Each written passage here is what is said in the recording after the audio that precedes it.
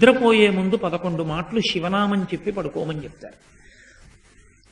తెల్లవారి నిద్ర లేచేటప్పుడు మీరు పరమశివ భక్తులైనా సరే, మీ కులదేవత పార్వతీ పరమేశ్వరులైనా సరే, శివ అంటూ లేవడాన్ని శాస్త్రం అంగీకరించదు.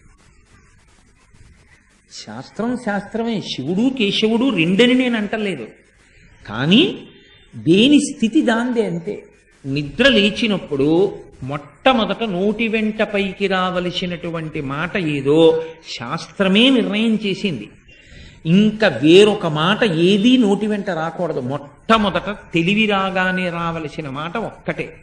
అది 3 మార్లు పలికి లేవాలి మనసం మించేని. శ్రీహరి శ్రీహరి శ్రీహరి అన్నారు.